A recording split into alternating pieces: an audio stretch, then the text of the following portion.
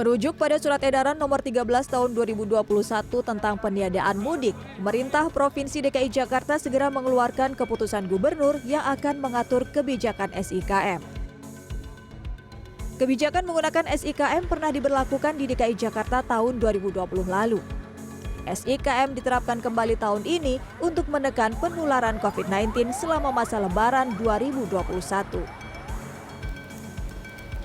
Mekanisme mendapatkan SIKM masih sama dengan tahun lalu, yakni dengan cara mengisi formulir secara daring melalui aplikasi Jak Evo. Perbedaannya tahun ini proses verifikasi berkas berada di tingkat kelurahan dari yang sebelumnya di tingkat provinsi. Alasannya agar proses verifikasi berkas bisa berjalan lebih efisien, mudah dan cepat, sehingga masyarakat yang mengajukan SIKM bisa langsung dikunjungi di rumah masing-masing. Nah, di Provinsi DKI Jakarta sendiri, SIKM hanya akan diberikan kepada 5 kriteria, yakni anggota keluarga atau kunjungan anggota keluarga yang sedang sakit, kunjungan duka anggota keluarga yang meninggal, ibu hamil atau bersalin, pendamping ibu hamil 1 orang, dan pendamping persalinan maksimal 2 orang.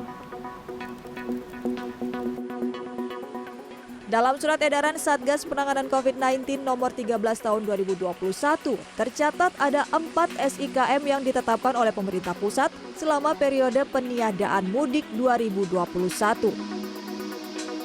Kategori pertama, dalam pengajuan SIKM, pegawai instansi pemerintah seperti ASN, BUMN, BUMD, prajurit TNI, dan anggota Polri harus melampirkan surat izin tertulis dan tanda tangan pejabat setingkat eselon 2. Kategori kedua bagi pegawai swasta yang harus melampirkan surat izin tertulis dan tanda tangan pimpinan perusahaan. Kategori ketiga bagi pekerja sektor informal yang harus melampirkan surat izin tertulis dan tanda tangan dari kepala desa atau lurah. Yang terakhir bagi masyarakat umum non-pekerja diminta untuk melampirkan surat izin tertulis dan tanda tangan kepala desa atau lurah. Jika tahun ini tentu mereka cukup datang ke kantor lurah atau kantor desa setempat untuk minta diberikan surat izin keluar masuk dan otomatis mereka bisa masuk ke wilayah Jabodetabek. Tentu jika yang bersangkutan ternyata tanpa dibekali oleh SIKM, maka yang bersangkutan akan diputarbalikkan. Tapi jika yang bersangkutan ternyata mencoba untuk memalsukan, tentu memalsukan dokumen ini tentu ada sanksi pidana terkait dengan pemalsuan.